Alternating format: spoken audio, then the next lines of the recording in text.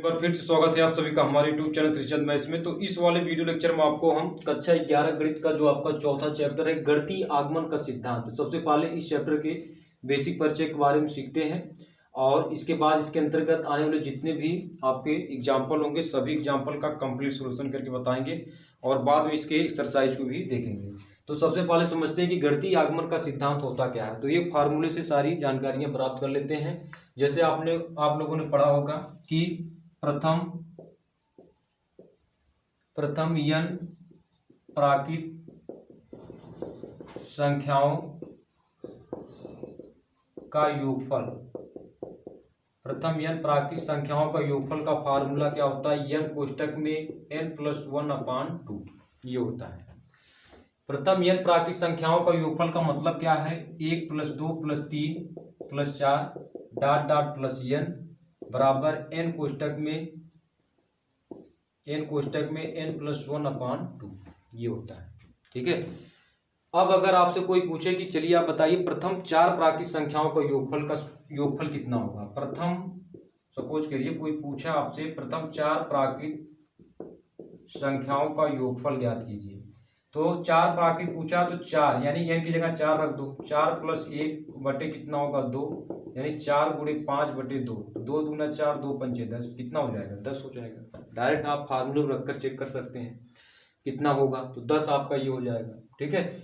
तो अगर हम यहाँ से देखें, अब इसमें हम ये देखेंगे क्या ये n बराबर 1 के लिए सत्य है कि नहीं। यानी अगर हम n बराबर 1 के लिए, यानी अगर यहाँ n बराबर 1 रख रहे हैं और इधर भी आपका n 1 हो रहा है, यानी हल करने के बाद n का मान 1 रखने के बाद अगर दोनों यानी लेफ्ट हैंड साइड और राइट हैंड साइड, ठीक है, दोनों आपके अगर बराबर हो रहे हैं, ठीक है, तो हम कहेंगे कि n बराबर 1 के लिए सत्य है। इसी प्रकार n/2 के लिए भी देख लेंगे। तो सबसे पहले n बराबर 1 के लिए देखते हैं।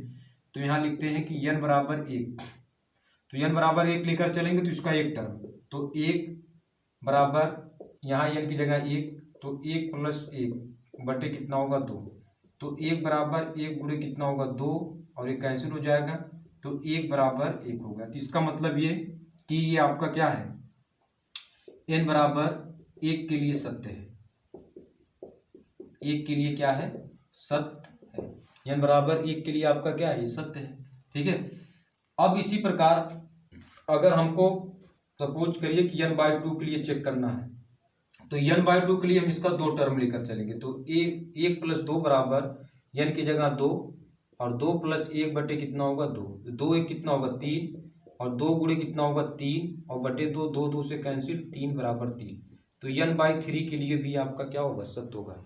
लेकिन अब हम कितने के लिए सिद्ध कर सकते हैं, सभी के लिए तो संभव हो नहीं पाएगा। ठीक है। 1 2 सॉरी n/2 है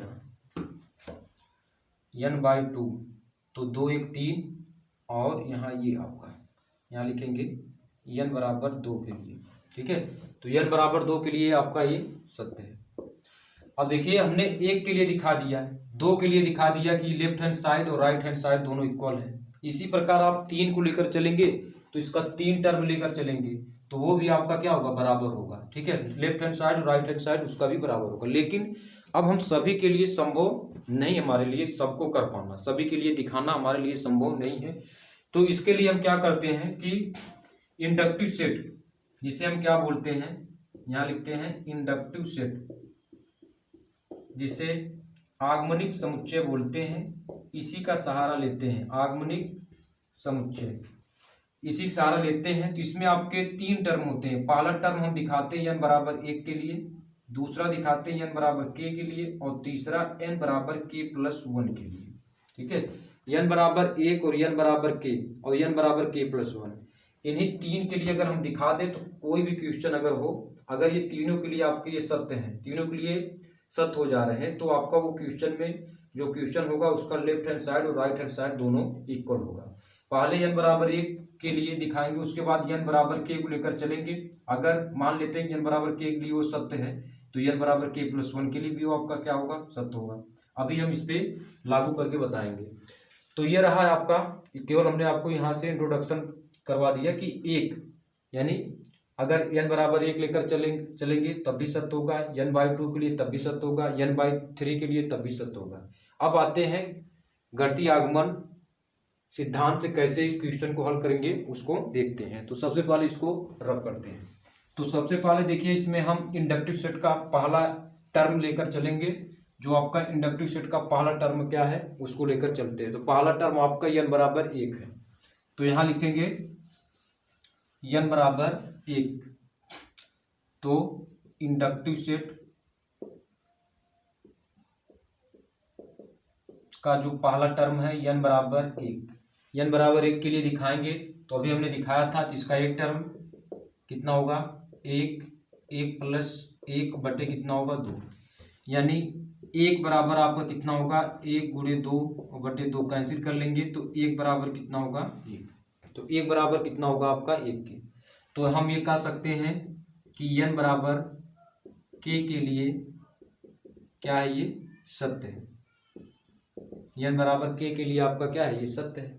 ठीक है, अब हमारे पास इंडक्टिव सेट अब सभी के लिए हम संभव नहीं करेंगे, संभव नहीं कर पाएंगे, सॉरी सभी के लिए हम संभव दिखा नहीं पाएंगे। ठीक है, मतलब हमारे लिए सभी के लिए कर पाना संभव नहीं है। ठीक है, तो इसके लिए हम क्या करेंगे, n बाई n यहाँ से दूसरा जो इसका इंडक्टिव सेट दूसरा है n बराबर k।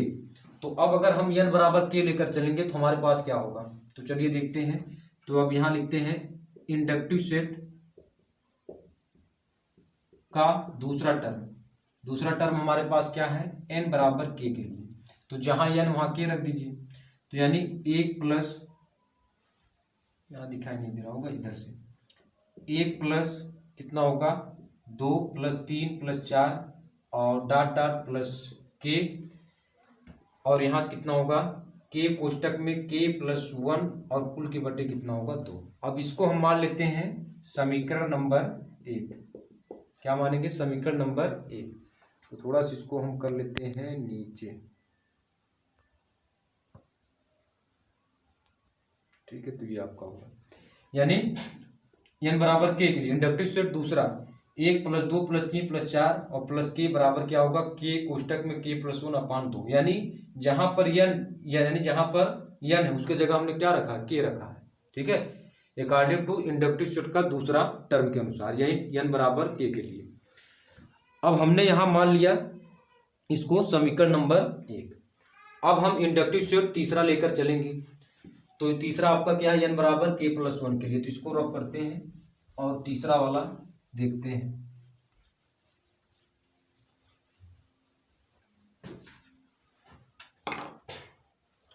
तो देखिए इसका तीसरा आपका, यानी यहां लिखेंगे इंडक्टिव सेट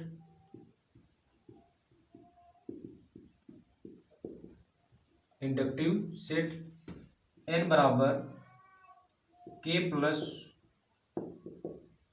1 के लिए। ओके, और यहां से आप क्या करेंगे, इसको आप Pn, यानी यहाँ इसको ऊपर यहाँ लिख देते हैं, इसको आप Pn स्टेटमेंट मानेंगे।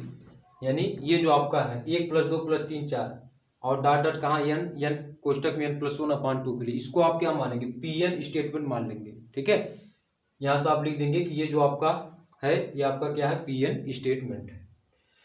तो ये रहा n बराबर k प्लस 1 के लिए दिखाएंगे। तो जहाँ n है वहाँ k प्लस 1 लिखेंगे। तो इस वाले को लेकर चलेंगे 1 प्लस, यानी यहाँ लिखेंगे p k प्लस 1, और यहाँ भी आपका क्या होगा p आप k स्टेटमेंट है ये, क्योंकि p आप k आपका यहाँ से हो गया n बराबर k के लिए। तो n की जगह आपका क्या होगा k, तो p आप k स्टेटमेंट होगा, और ये आपका क्या होगा p k प्लस 1 होगा। तो ये p आप k प्लस 1 स्टेटमेंट होगा। तो 1 प्लस 2 प्लस 3 प्लस 4 और डॉट डॉट प्लस k आपका ही है, और यहाँ से कितना होगा प्लस k प्लस 1 बराबर, अब यहाँ पर n की जगह हम क्या रखेंगे k प्लस 1 और k प्लस 1 ऑलरेडी है। ठीक है, k प्लस 1 चलिए यहाँ से दिखाई नहीं देगा, ठीक है अब दिखाई दे रहा होगा। तो और कुल के बटे कितना आपका 2। ठीक है, अब एक बार आप फिर समझिए कि हमने क्या किया, इंडक्टिव सेट का जो आपका पहला टर्म n बराबर 1 है, सबसे पहले आप क्या करेंगे, इसको आप Pn स्टेटमेंट मान लेंगे पूरा। तो अगर Pn स्टेटमेंट मान रहे हैं, ठीक है, तो ये आपका क्या होगा, पूरा यानी Pn स्टेटमेंट हो जाएगा। अब इसमें हम इंडक्टिव सेट का पहला टर्म लेकर चलेंगे n बराबर 1 के लिए। तो n बराबर 1 के लिए हमने सत्य दिखा दिया कि n बराबर 1 के लिए क्या है, सत्य है। अब इसका इंडक्टिव सेट का जो दूसरा टर्म होता है n बराबर के, तो n बराबर के हमने माना, तो यहाँ n की जगह क्या होगा, k होगा। तो p आपके स्टेटमेंट हो जाएगा 1 + 2 + 3 + 4 और डॉट डॉट प्लस k, और n की जगह k, तो k कोष्टक में k + 1 अपान कितना होगा 2। ये आपका क्या होगा, समीकरण नंबर 1 हो जाएगा। ठीक है, अब यहाँ से हमने इंडक्टिव सेट का तीसरा जो हमारे पास टर्म है n बराबर k + 1 के लिए दिखाएंगे। तो k + 1 लेकर चलेंगे, तो आपका तो k तो है ही है, k + 1 यानी हम आगे बढ़ाएंगे तो डॉट डॉट प्लस k + 1 हो जाएगा। ठीक है, और k + 1 यानी हम n की जगह k + 1 रखेंगे, तो n आपका k + 1 है, तो यहाँ n यानी k + 1 और +1। तो अगर हम इसको एक लाइन और लिखें तो p आपके +1 1 + 2 + 3 + 4 और डॉट डॉट प्लस k, और यहाँ से k + 1 बराबर k + 1, और यहाँ से कितना होगा k + 2, क्योंकि 1 + 1 जुड़कर 2 हो जाएगा यानी 2। अब आप देखेंगे तो यहाँ तक समीकरण नंबर 1 आपका प्राप्त हो जाएगा यहाँ तक। ठीक है, यानी 1 + 2 + 3 + 4 और प्लस k तक आपका क्या है, समीकरण नंबर 1 है। तो यहाँ से हम क्या करेंगे, समीकरण नंबर 1 का जो आपका मान है यानी k और k + 1 अपान 2 यहाँ रख देंगे। तो अब यहाँ इतने जगह समीकरण नंबर 1 से लिख देंगे, यानी हमारे पास कितना होगा, k कोष्टक में k + 1, और ये आपका आगे प्लस लगा ही है, यानी आपका डॉट डॉट आपका क्या था, प्लस k + 1, तो यानी प्लस k + 1 ऑलरेडी है और बराबर k + 1 ये है आपका, और k + 2 आपका ये है, और कुल के बटे हमारे पास कितना है 2, और यहाँ पर आपका कितना था k + 1 अपान ये कितना था 2। अब अगर ये k + 1 और k + 2 बटे 2 है, तो इधर भी आपका क्या होना चाहिए, k + 1 और k + 2 अपान 2 आना चाहिए। तो हम इसके लिए अब इसको सॉल्व करेंगे, इसके बटे 1 कर देंगे, तो k + 1 और +2 कोष्टक में k + 1 और कुल के बटे कितना होगा 2। अब यहाँ देख लीजिए आपका सब में k + 1 कॉमन है, तो k + 1 कॉमन कर लीजिए। k + 1 अब कॉमन करेंगे तो हमारे पास कितना बचेगा, यहाँ पर k बचेगा और +2 बचेगा और कुल के बटे 2 बराबर k + 1 ये कोष्टक में और k + 2 ये कोष्टक में, और बटे कितना होगा 2। तो आप देख लीजिए ये हमारे पास क्या हो गया, लेफ्ट हैंड साइड बराबर राइट हैंड साइड के हो गया। ठीक है, यही हमको दिखाना था। इंडक्टिव सेट n बराबर k और n बराबर 1 और n बराबर k और n बराबर k + 1, इन तीनों के लिए अगर ये हमारे पास लेफ्ट हैंड साइड और राइट हैंड साइड बराबर हो जाएंगे तो हम ये कहेंगे कि हमने पूरी तरीके से गणितीय आगमन का सिद्धांत का प्रयोग हमने किया है। तो आप देख सकते हैं k + 1 k + 2 बटे 2 और k + 1 अपान k + 1 कोष्टक k + 2 बटे 2, ये हमने दोनों पक्ष हमने बराबर कर लिया। लेफ्ट हैंड साइड बराबर आपका क्या है, राइट हैंड साइड के बराबर। तो आप इसको समझ सकते हैं कि सबसे पहले अगर हमको इसको गणितीय आगमन सिद्धांत से लगाना है क्वेश्चन को, तो इसको हम Pn स्टेटमेंट मानेंगे, और बाद में हम तीनों टर्म का पालन करवाएंगे, यानी जो इंडक्टिव सेट का 3 टर्म है n बराबर 1 n बराबर k और n बराबर k + 1 के लिए। तो हमने देखिए बारी बारी से तीनों का हमने आपको तीनों जो आपका टर्म है तीनों टर्म को हमने बारी बारी से रखा है, और बाद में हमारे पास रिजल्ट दोनों एक समान हो जा रहे हैं, यानी लेफ्ट हैंड साइड बराबर आपका क्या है, राइट हैंड साइड के बराबर हो जा रहे हैं। ठीक है, तो ये रहा, आप इसको नोट डाउन करिए। इसके बाद आते हैं एग्जाम्पल नंबर, उदाहरण नंबर 1 पे आते हैं, और उदाहरण नंबर 1 से सारी चीज़ों को समझते हैं। तो चलिए इसको रब करते हैं एग्जाम्पल नंबर। इसके बाद आते हैं एग्जाम्पल नंबर पहला, यानी उदाहरण नंबर 1 आपका क्या है इसको देखते हैं। तो देखिए उदाहरण 1 आपका दिया है कि सभी n बड़ा और बराबर है 1 के लिए सिद्ध कीजिए कि 1² + 2² + 3² + 4² डॉट डॉट +n² बराबर n कोष्टक में n + 1 और कोष्टक में 2n+1 और कुल के बटे आपका 6। तो हमने आपको बताया था कि यहाँ हम इसको गणितीय आगमन सिद्धांत के अनुसार हमको सॉल्व करना है। तो इंडक्टिव सेट जो आपका n बराबर 1, n बराबर k, n बराबर k+1 के लिए दिखाएंगे। तो सबसे पहले यहाँ लिखते हैं इंडक्टिव सेट यानी n बराबर 1 के लिए, ठीक है। तो n बराबर 1 के लिए लेकर चलेंगे तो इसका एक टर्म उठाएंगे, तो यानी हमारे पास कितना होगा, 1² बराबर यहाँ कितना होगा 1 और 2 गुणे 1+1 और कुल के बटे कितना हो जाएगा 6। तो 1 कवर करेंगे 1 होगा और 1 गुणे 2 और यहाँ से हमारे पास गुणे 2 और +1 कितना होगा 3 और कुल के बटे कितना होगा 6। तो 2 तिहाई 6, 3 3 कैंसिल हो गया तो 1 बराबर 1 हो गया। तो हम ये कह सकते हैं कि n बराबर 1 के लिए सत्य है। n बराबर 1 के लिए क्या है, ये सत्य है, ठीक है। अब हम इसमें क्या करेंगे, इंडक्टिव सेट का जो आपका दूसरा टर्म है n बराबर k को लेकर चलेंगे। तो यहां लिखेंगे इंडक्टिव सेट यानी n बराबर k के लिए, ठीक है। n बराबर k के लिए दिखाएंगे। तो अगर n बराबर k लेकर चलेंगे तो हमारे पास तो अच्छा यहाँ हमने थोड़ा सा फिर ये गलती की है, इसको हम क्या मानेंगे pn स्टेटमेंट, ये पूरा pn स्टेटमेंट मानेंगे। अब यहाँ से हमारे पास n बराबर k है तो हमारे पास क्या होगा p ऑफ k, ये हो जाएगा। अब हमारे पास 1² + 2² + 3² + 4² और डॉट डॉट प्लस k²। अब यहाँ पर k होगा जहाँ n है वहाँ k, तो बराबर k+1 और 2k+1 और कुल के बटे कितना होगा 6। अब ये इसको हम मान सकते हैं समीकरण नंबर 1, समीकरण नंबर 1 आपका ये हो जाएगा। तो n बराबर k के लिए हमने दिखा दिया, समीकरण नंबर 1 आपका ये हुआ। अब इसके बाद इंडक्टिव सेट का दूसरा टर्म, ये आपका दूसरा तो हो गया, तीसरा टर्म यानी इंडक्टिव सेट का जो आपका तीसरा है n बराबर k+1 को लेकर चलेंगे।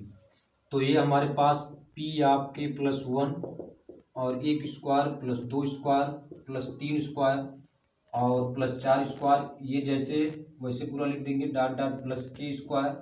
अब हमारे पास k+1 है तो प्लस k+1 का आपका कितना होगा स्क्वायर बराबर, अब जहाँ पर k है वहाँ हम k+1 लिखेंगे तो k+1 और यहाँ से हमारे पास कितना होगा k+1+1, k की जगह k+1 और यहाँ से आपका कितना होगा 2 कोष्टक में k+1 और +1 और कुल के बटे हमारे पास कितना होगा 6, ठीक नहीं, ये हो जाएगा। अब इसको और थोड़ा सॉल्व करते हैं।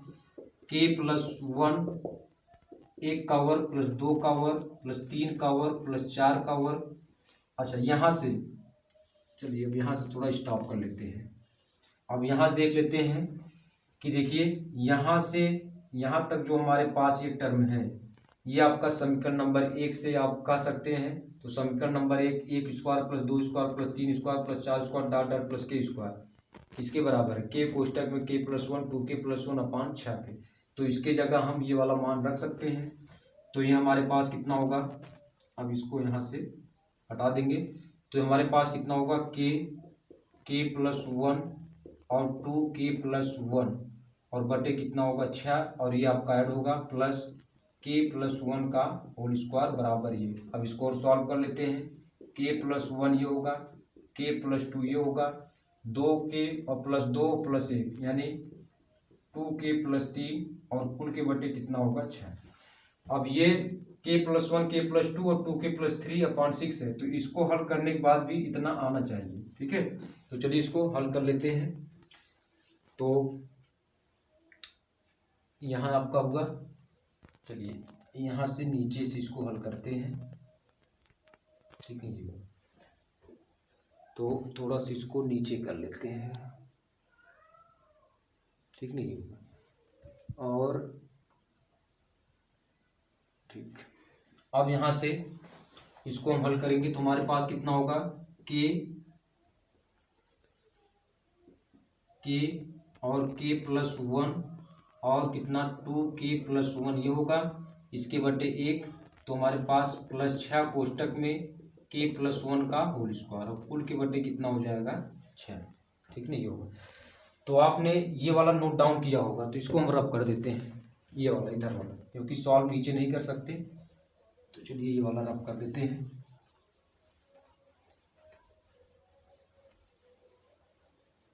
ठीक है, अब इसको इसी वाले को इधर सॉल्व कर लेते हैं, तो हमारे पास कितना होगा, यानी k+1 और 2k+1 और एल से हमारे पास कितना होगा 6 पूरा, तो यानी +6 इधर k+1 का होल स्क्वायर और कुल के बटे कितना हो जाएगा हमारे पास 6 हो जाएगा। इसके इतने बराबर हमको लाना है। ठीक है, तो अब यहाँ देखें k+1 तो k+1 आप कॉमन कर लीजिए, तो k+1 अगर कॉमन कर रहे हैं तो हमारे पास क्या बचेगा k और कोष्टक में 2k+1 ये बचेगा, ये बड़ा कोष्टक लगाएंगे, इसको बड़ा कर देंगे और हमारे पास +6 और एक k+1 बचेगा, क्योंकि हमने एक ही k+1 कॉमन किया है और कुल के बटे कितना हो जाएगा आपका 6। तो k+1 ये आपका हो जाएगा। अब इसमें अंदर आप गुणा कर दें तो कितना होगा 2k² और प्लस कितना होगा आपका k हो जाएगा, इसमें अंदर गुणा कर दीजिए 6k और +6 ये हो जाएगा, कुल के बटे हमारे पास कितना होगा 6 हो जाएगा। अब इसमें आपका कितना होगा k+1 और 2k², 6k और 6k प्लस k जोड़ देंगे तो कितना होगा 7k और +6 और कुल के बटे कितना हो जाएगा आपका 6 हो जाएगा। अब इसको आप हमारे पास द्विघाती समीकरण हो गया, तो इसको हम सरल कर सकते हैं। तो जब सरल करेंगे तो ये वाला हम इसको रब कर देते हैं इधर से, ये वाला टर्म,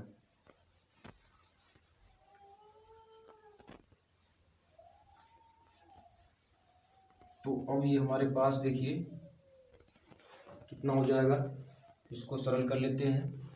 तो k+1 एक कोष्टक में और 2k², 6 दूना 12 तो 4 तिहाई 12 यानी 4k + 3k और +6 ये हो जाएगा और कुल के बटे हमारे पास कितना होगा 6 हो जाएगा। ठीक है, ये होगा। अब यहाँ से k+1 ये हो जाएगा और यहाँ से इसमें हम अगर कॉमन करें तो इसको बड़ा कोष्टक हम मान लेते हैं। अब इसमें कॉमन करें तो 2k हो जाएगा यानी k+2 हो जाएगा और +3k प्लस कितना होगा 3 दूना 6 और ये इसको क्लोज और कुल के बटे हमारे पास कितना हो जाएगा 6। तो k+1 ये होगा और ये 2k + 3 एक कोष्टक में और k+2 एक कोष्टक में और कुल के बटे हमारे पास कितना होगा 6। तो आप देख लीजिए ये बड़ा कोष्टक हटाएंगे तो k+1 और 2k + 3 और k+2 और कुल के बटे 6, ये और ये दोनों देख लीजिए आप आपके क्या है बराबर है। ठीक है, यानी हम कह सकते हैं कि लेफ्ट हैंड साइड बराबर राइट हैंड साइड के, लेफ्ट हैंड साइड बराबर किसके आपके राइट हैंड साइड के बराबर है। इसलिए हम ये कह सकते हैं कि हमने आपको, तो हम यहाँ लिख देंगे कि अतः P ऑफ k+1 के लिए भी क्या है ये सत्य, P ऑफ k+1 के लिए भी आपका क्या ये सत्य है, जैसा कि हमने आपको दिखा दिया। दोनों पक्ष आपके बराबर हैं, लेफ्ट हैंड साइड बराबर क्या आपका राइट हैंड साइड के बराबर है। अब इसके बाद आते हैं एग्जाम्पल नंबर दूसरा है। दूसरा एग्जाम्पल क्या है उसको भी कंप्लीट करके बताते हैं, तो आप इसको नोट डाउन करिए। इसके बाद आते हैं एग्जाम्पल नंबर दूसरे। तो चलिए इसके बाद आप दूसरा एग्जाम्पल देखिए। जो आपका दूसरा एग्जाम्पल है, करा कि सभी धन पूर्णांक n के लिए सिद्ध कीजिए कि 2 की पावर n बड़ा है n से। ठीक है, तो हम सबसे पहले क्या करेंगे, इसको Pn स्टेटमेंट मानेंगे। तो आपका 2 की पावर n बड़ा है किससे, एन से। ये आपका पी एन स्टेटमेंट हमने मान लिया। अब इंडक्टिव सेट का पहला टर्म लेकर चलेंगे। इंडक्टिव सेट का जो आपका पहला टर्म है एन बराबर 1 के लिए, तो यानी ये आपका क्या हो जाएगा, P1 स्टेटमेंट हो जाएगा 2 की पावर 1 और बड़ा है 1, तो 2 की पावर 1 यानी 2 बड़ा है 1 से, तो यानी n बराबर 1 के लिए क्या ये सत्य है। n बराबर 1 के लिए आपका क्या है, सत्य है। अब ठीक इसी प्रकार इंडक्टिव सेट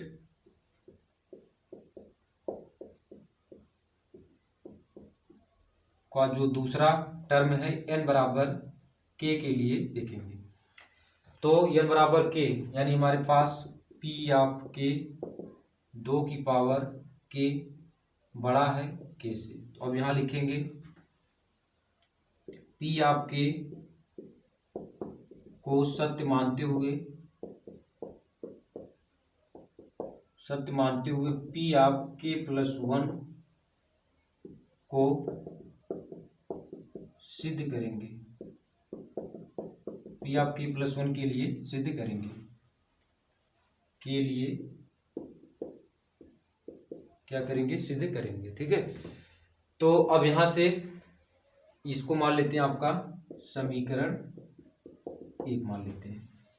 तो अगर हम यहां से क्या कर दें, समीकरण 1 के यहां लिखेंगे समीकरण 1 के दोनों पक्षों में, समीकरण 1 के दोनों पक्षों में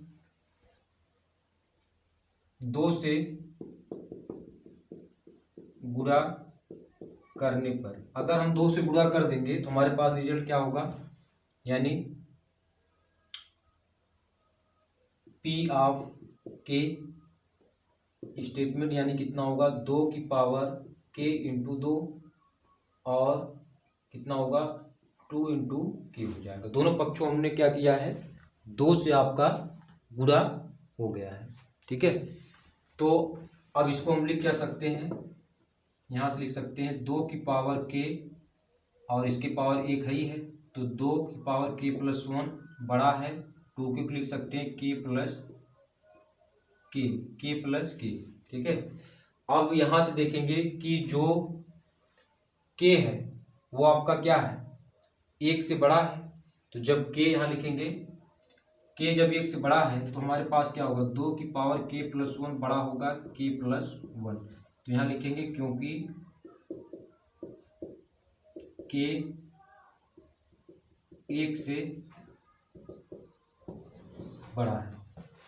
तो अब यहाँ देख लीजिए 2 की पावर k प्लस 1 और k प्लस 1 यहाँ भी आ गया, तो अब इसको हम क्या कर सकते हैं, p of k plus 1, k plus 1, 2 की पावर k प्लस 1 बड़ा है k प्लस 1, तो अतः p ऑफ k प्लस 1 के लिए भी यह कथन सत्य है, ये इसको लिख सकते हैं कि आपका क्या होगा, p ऑफ k प्लस 1 के लिए भी आपका एक कथन क्या होगा, सत्य हो जाएगा। तो इस प्रकार आप देखिए एग्जाम्पल नंबर 2 का भी हमने, उदाहरण नंबर 2 का भी आपका सॉल्यूशन हो गया। आते हैं इसके बाद एग्जाम्पल नंबर 3 पर, तो चलिए इसको रब करते हैं, इसके बाद आते हैं एग्जाम्पल नंबर 3 क्या है उसको भी सॉल्व करते हैं। ठीक है, तो चलिए इसको रब करते हैं, आप इसको नोट डाउन करिए। आते हैं एग्जाम्पल नंबर 3 पर।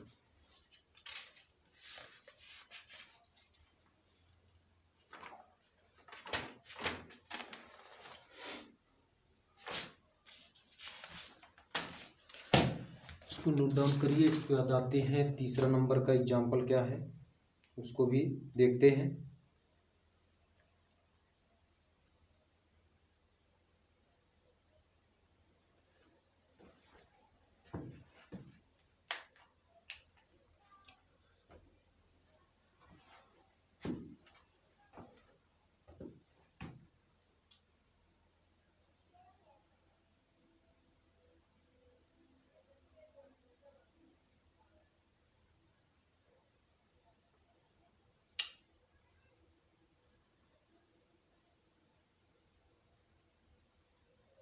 चलिए इसको रब करते हैं।